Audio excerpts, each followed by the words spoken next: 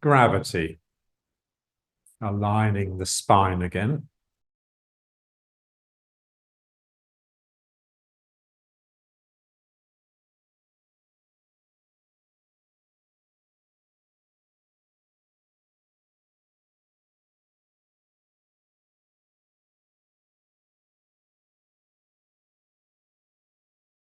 Feel the weight streaming down your spine, splitting from the sacrum into the two hip bones, and then down into the feet. So you're 50-50, double weighted effectively. So we want to obey the simple rule of moving.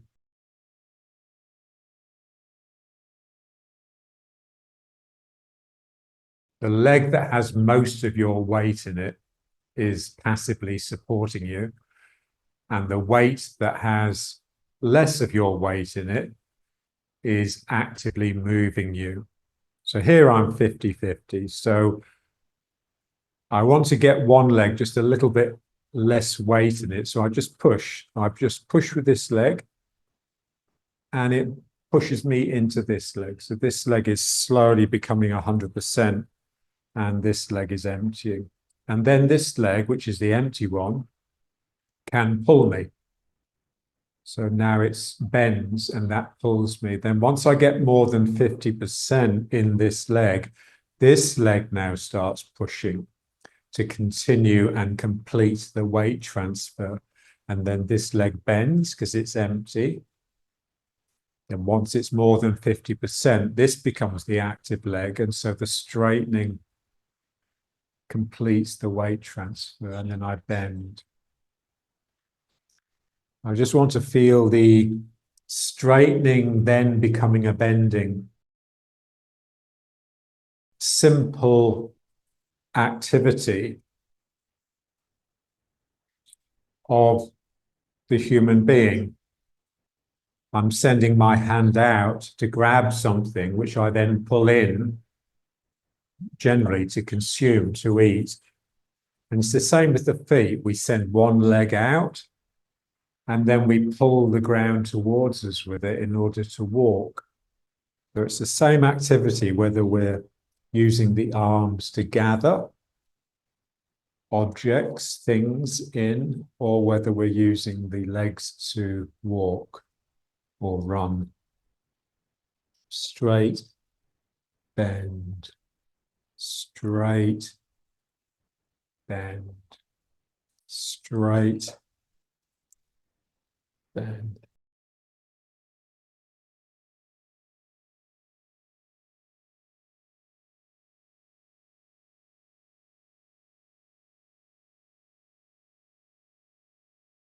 Feel and observe the straightening becoming the bending. It's like I straighten, it just can't straighten anymore. So if it wants to remain active, it has to start bending, otherwise it's going to stop.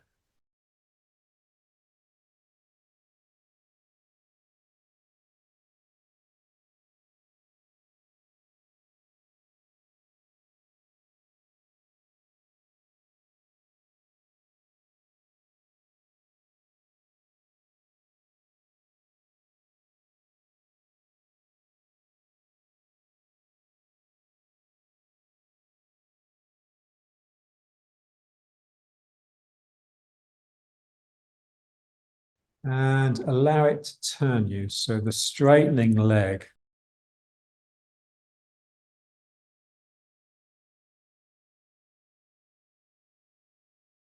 When I straighten the leg, it's sort of turning me into the other leg. So I'm straightening, but this is now my front leg. And then I pull with it. And when I pull with the leg, it's tending to pull me round to face it. So I pull, and then this leg straightens.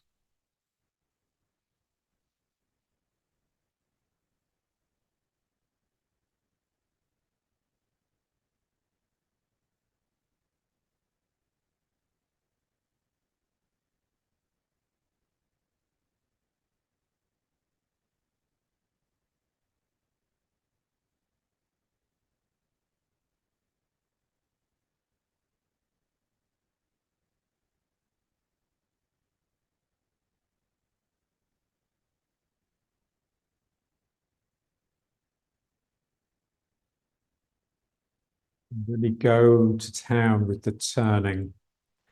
So I'm using this leg to push me around to try and face this wall here.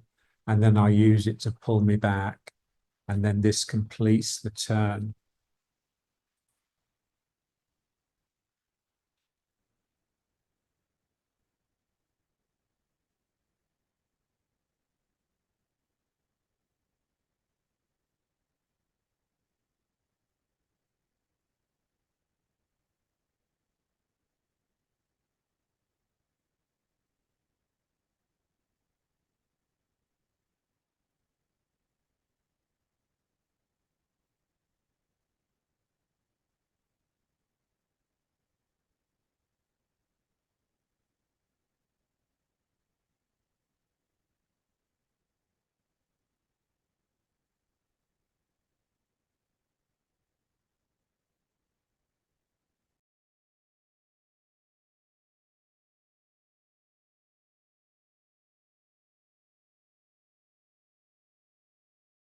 And now let's just settle into riding horse again.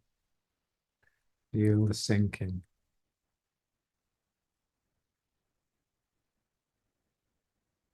Feel the sacrum.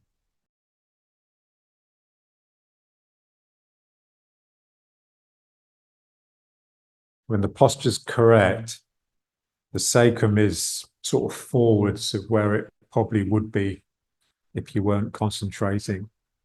So the feeling that the sacrum is underneath the heart, which will give the heart a natural lift.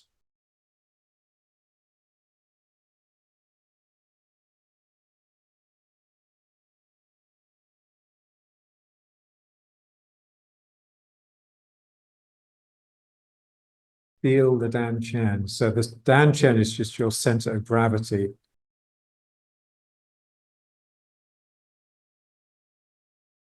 Feeling that everything is sort of pulling towards this point.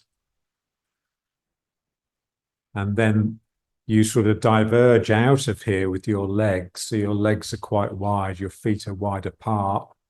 But there's the same feeling of divergence here, sort of out of your head. So the head feels like it's expanding.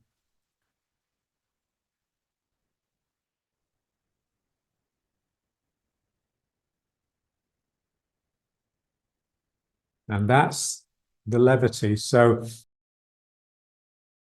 John was always quite adamant that the mind gathers in the danchen. The danchen is your center of sort of mass and heaviness rather than the feet, because you'd think, okay, if I want to get close to the ground and I want to develop a root, let's put my mind in my feet. But he says, no, if you do that, your feet will be heavy. You want your feet to be as light as your fingers and your hands so that you have speed. So this is where we put the mind. And then the legs can just fly. So the feeling in the feet is similar to this lightness and brightness that we experience in the head when it stops thinking.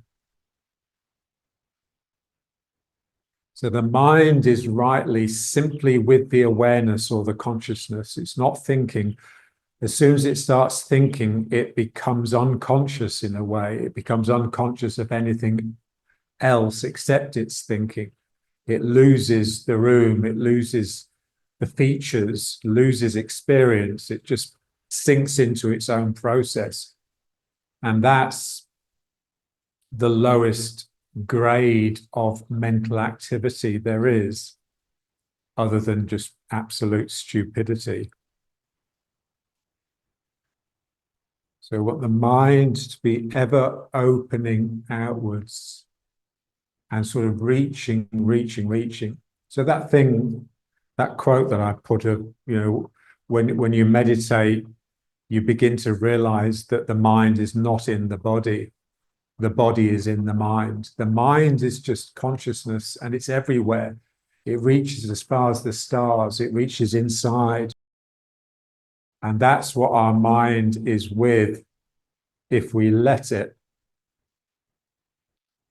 That we'll always tend to pull the mind back to this sense of, oh, I am me. I am separate from the rest of the world. I am sovereign. The enemy is always the ego.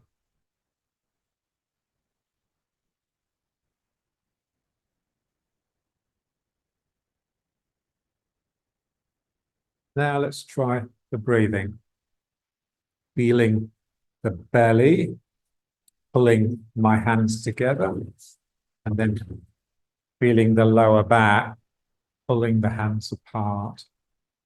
I want to get this action, this breathing action coming from my musculature in my back and my belly, rather than simply the diaphragm. So here I'm sending as much air out as possible. And then here I'm sucking as much air in as possible. So really expanding my chest. And my chest deflates. And then my belly squeezes to push the diaphragm right up to get all the air out. And then I just reverse it. Inflate and deflate.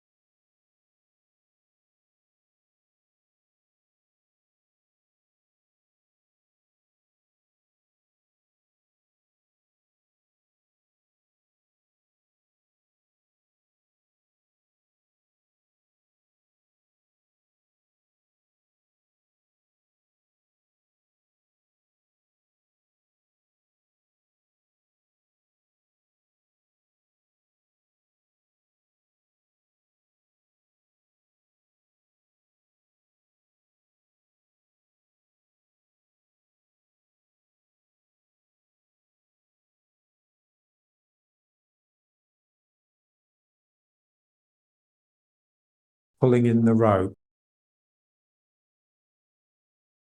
Now we can get it not simply from the arm, but also from the legs. So this leg is straightening and this arm is straightening, and then they both bend.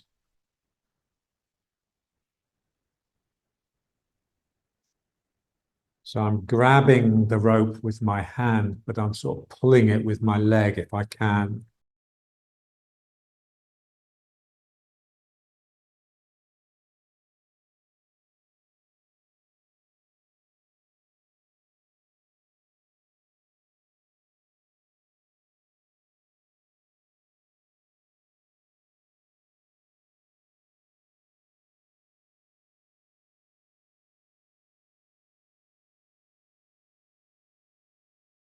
And then we want it slowly become the two circle exercise. So I don't reach quite so far and I just allow it to round out and it becomes the two circles.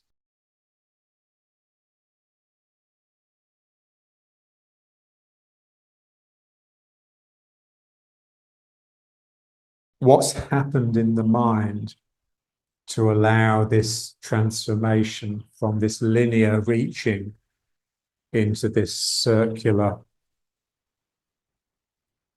sort of enclosing, really, reaching and enveloping. Something in the mind has softened and relaxed into like a continuity.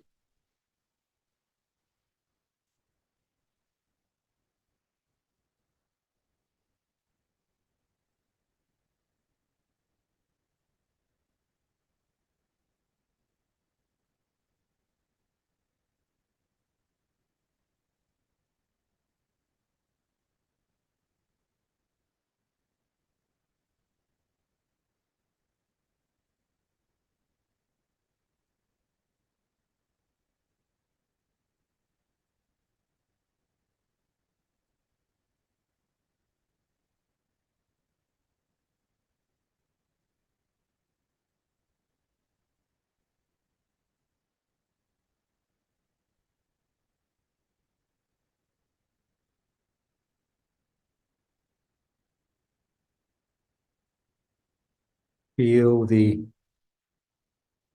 difference between the hand that's coming in. So the hand that's coming in is very much like I've picked something up, like I've reached out and picked something up that's specific. You can either think of the other person's hand or arm, or you just think of an object, like I've reached out, picked up something that's quite small, and I brought it in order to inspect it, in order to look at it. And at the same time, my other arm has reached out in order to engulf, to embrace as big a space as possible. So I've got a small, specific mind for the hand that's come in, and a really big, expansive mind for the hand that's gone out. This is what we want. We want to have these two minds in operation all the time. And I need a complete mind big enough to have both in operation.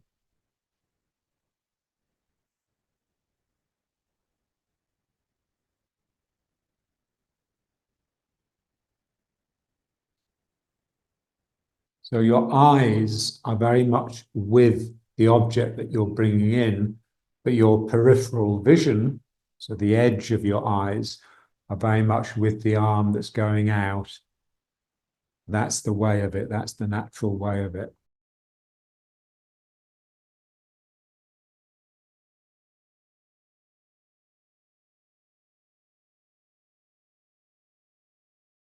So you sort of have these two eyes, like a beady eye. Think of the beady eye being really interested, and you've got the weather eye, the eye that's just keeping a little bit of a lookout for change in the weather.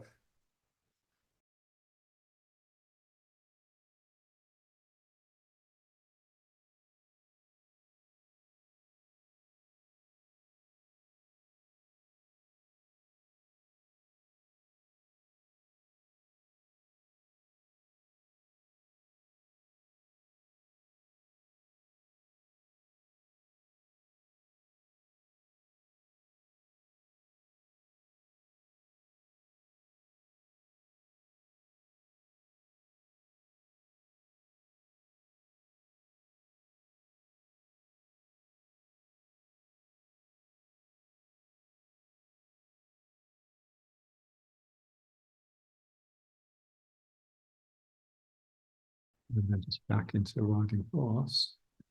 And let this settle down and swing forward so that it's underneath the heart.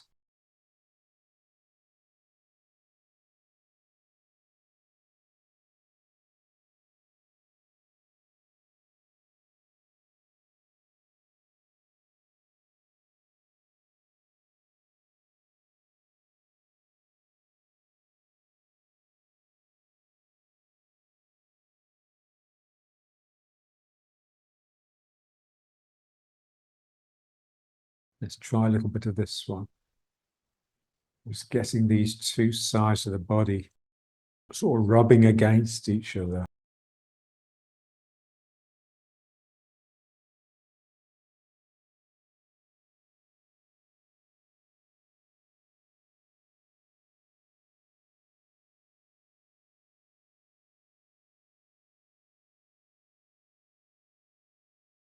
You're creating friction. So you're sort of warming up something in you. You're warming up the spirit.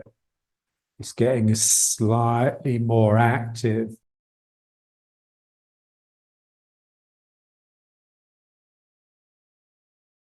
And it's an activity that makes you feel sort of less stable. You're really wanting to move, almost break into dance.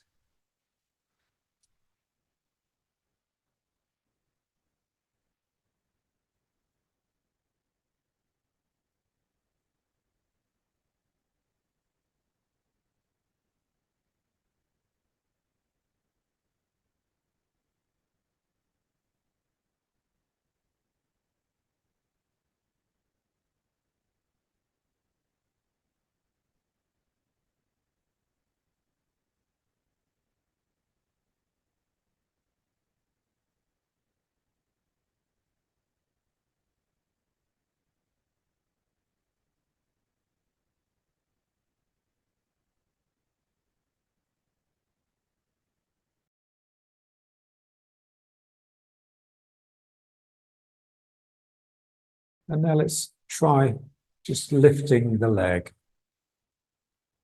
And if you can, just get it to settle on the inside of the knee.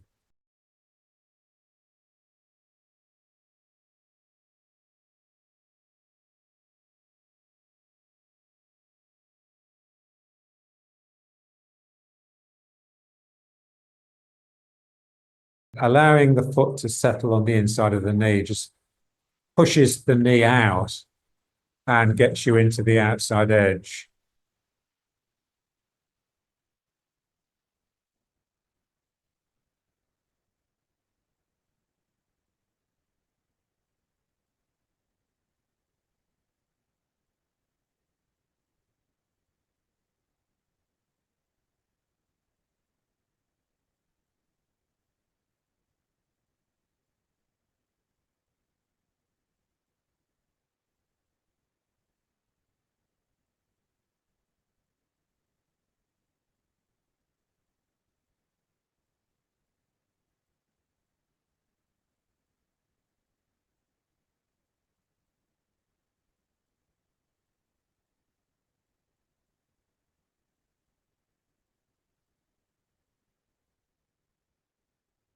And now, same thing, but we want to feel the circling around the foot in order to bring the weight into the foot. So I put my big toe down, and then as I put the foot down, I'm sort of rolling around it with a circle around the outside edge, through the toes to the big toe. And it's as I complete the circle by reaching the big toe that the other leg can come off the ground. This happens all the way through the form. We're always circling around the foot. And it sort of expands the foot, so you feel a bit more stable because you've got more surface area. And then I put the big toe down and I just circle around the foot, really pushing into the outside edge, relaxing into the outside edge. And then this foot can come up.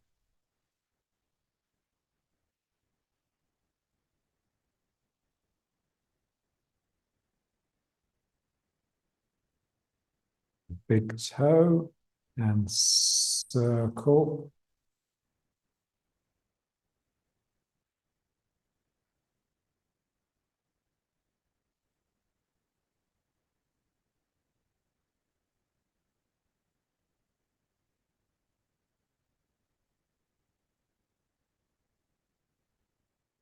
And then big toe and circle around the foot.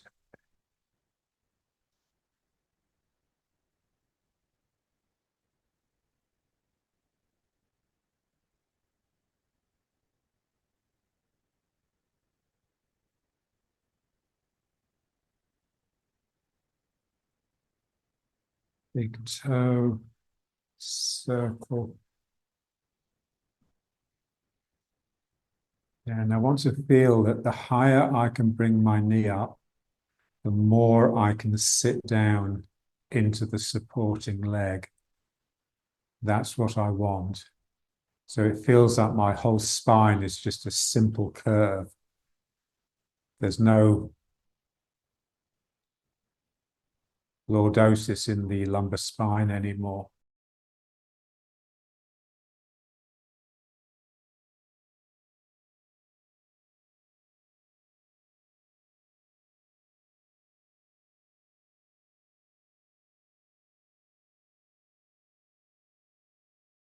There's the spine of the baby before it comes out of the womb. You know how cramped it must be with its knees up in its chest. And the spine is just a very simple, smooth curve.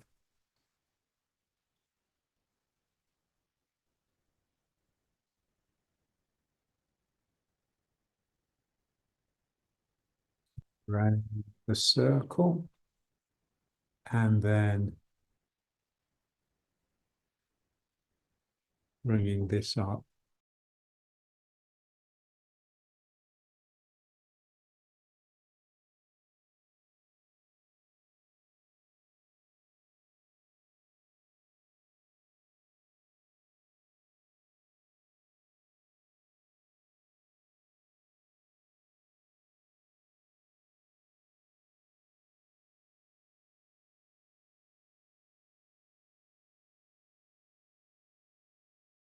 And all the time, we just want to feel, how does it make me feel? How do I feel different when the knee comes up than when it doesn't?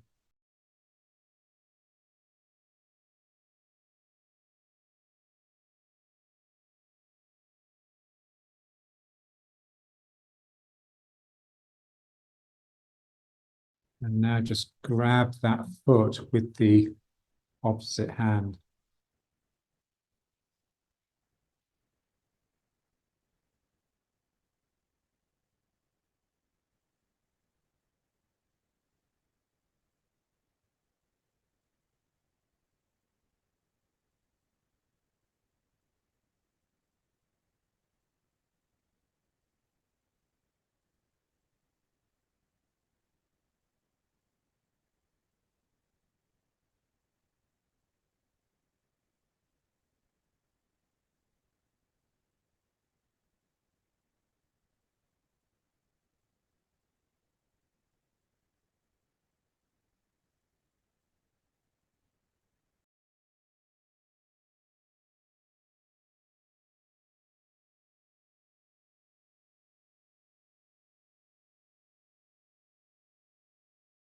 Two circles again, but now allowing it to become the figure of eight.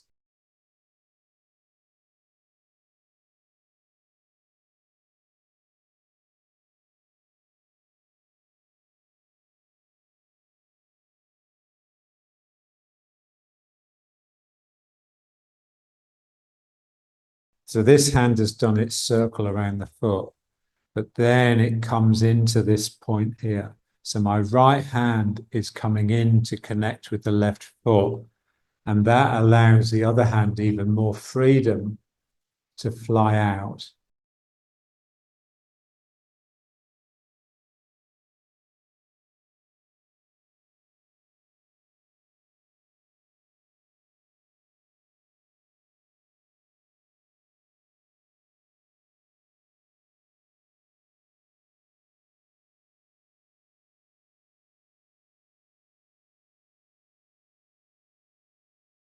This hand goes out, does a big circle, and then it just gravitates towards the opposite foot, towards this foot, and that allows the other hand to fly out and do its circle.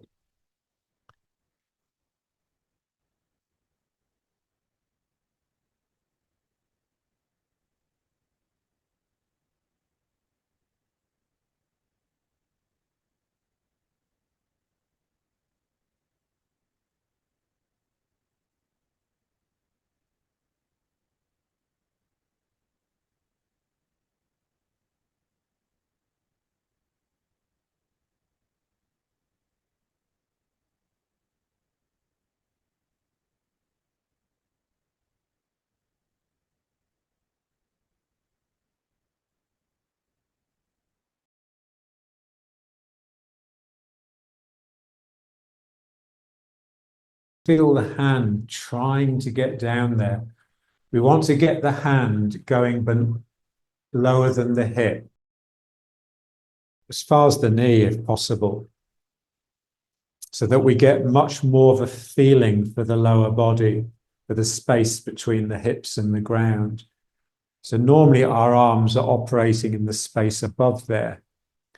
Here I'm just trying to really connect with that lower body by reaching down towards the foot with my hand.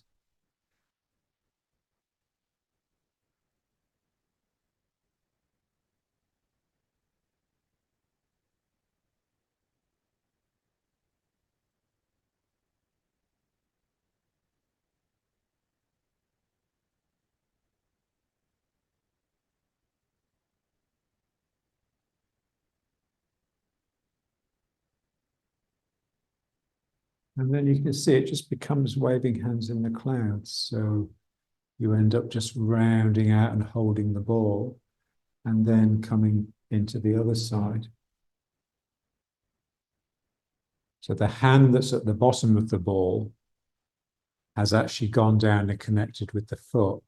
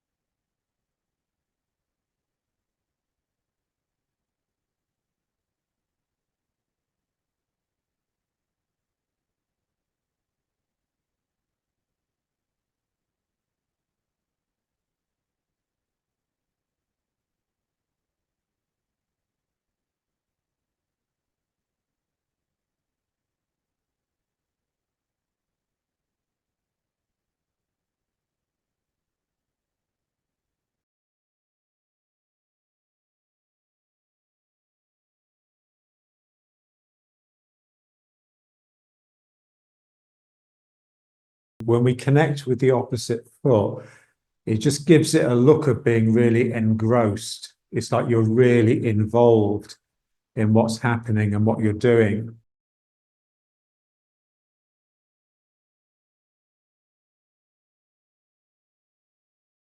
We're just looking to get like totally immersed in what it is that we're doing. No chance for the mind to wander.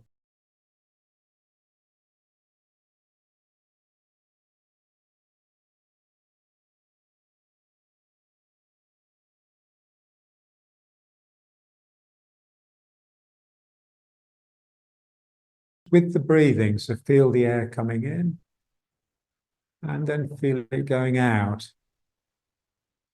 So breathing is a really weird thing because you're bringing something into your body and then you're sending something of yourself out. So you're exchanging with the world. And it's difficult to tell, what's you and what isn't you. When I bring that air in, once it gets past my nostrils, is it now me? Or does it remain the atmosphere? And the same with the bacteria in the gut. There are more bacterial cells in the gut than there are our own cells in our own body. So we're very much this composite.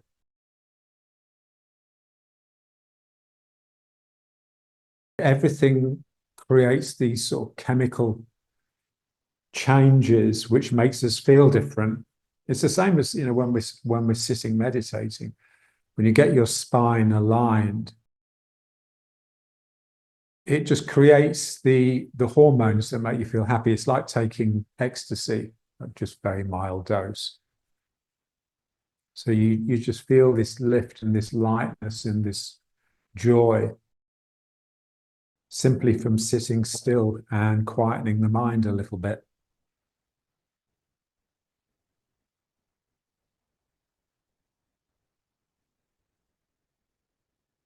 Okay, now let's try the stepping with the really connecting the opposite hand and foot. I'm going to put this foot down. This hand is going to go with it. And this hand is going to drag up the other foot.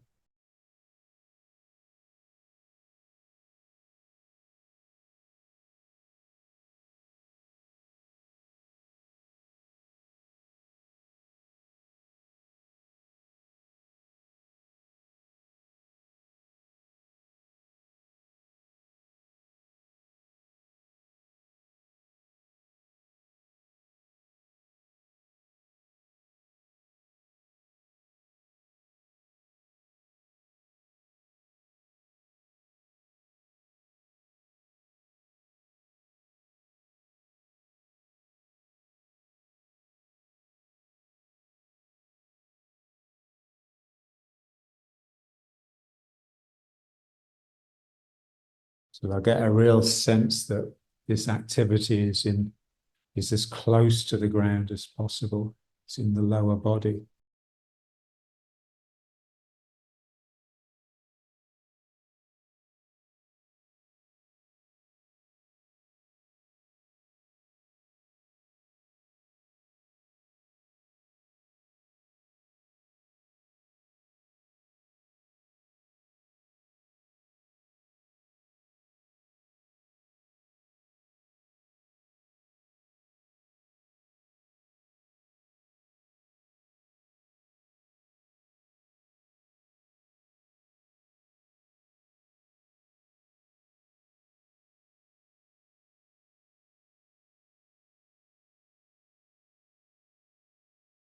So the foot that steps out takes the opposite hand with it, and then the other hand drags up its opposite foot off the ground.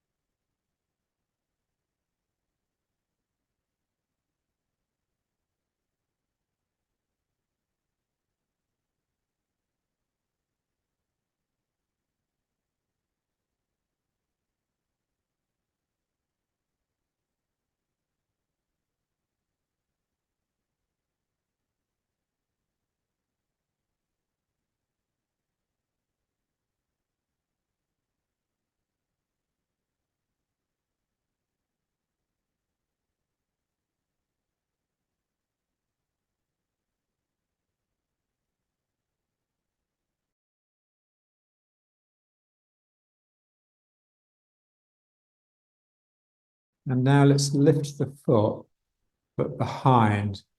So holding the big toe with your opposite hand and pulling the heel towards your buttock.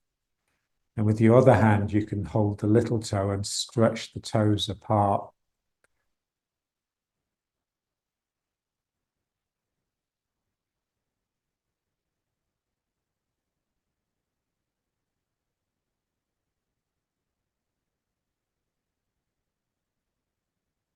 And then the other foot.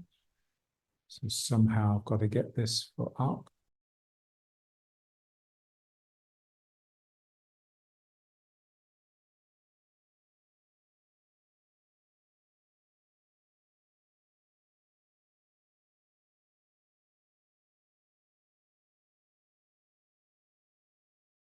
Trying to make my foot as big as possible, especially in width. The toes really splayed out.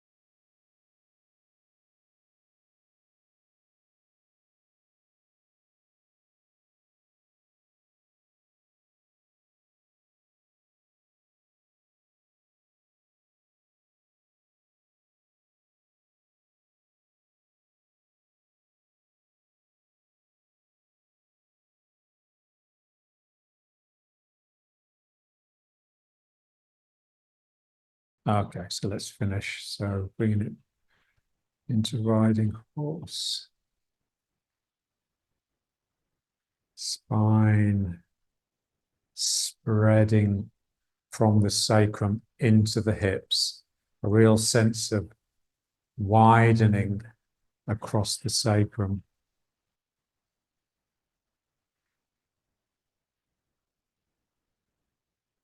And this feeling here that your inner thighs are rolling out, which is sending your knees out, but also that your feet are angled in a little bit and the big toes pressing down, which tends to bring the knees in. So there's a lot of activity in the knees. They're trying to go out from up here, but they're trying to come in from beneath.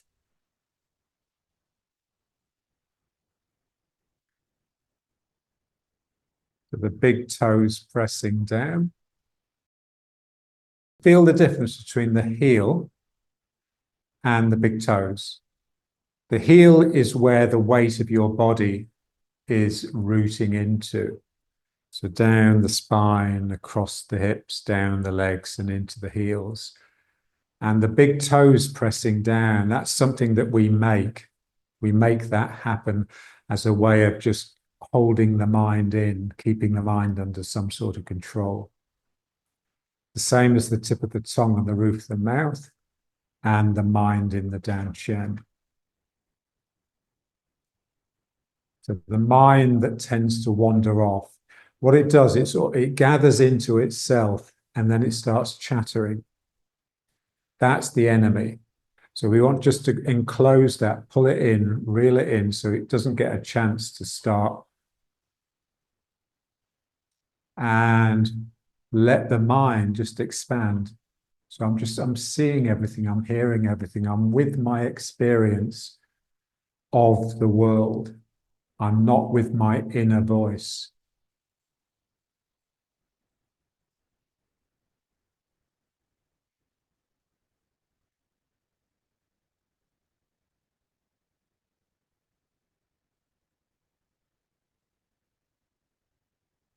And I'm just bringing up the feet.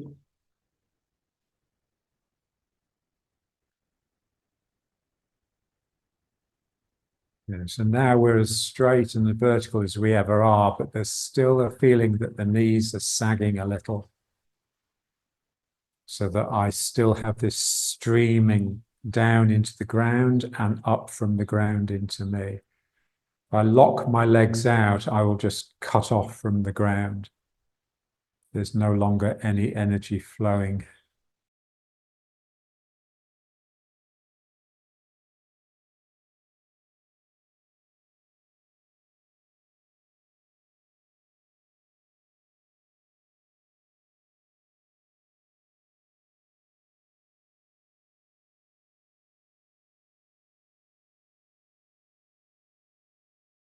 It's like the church, the church with its spire.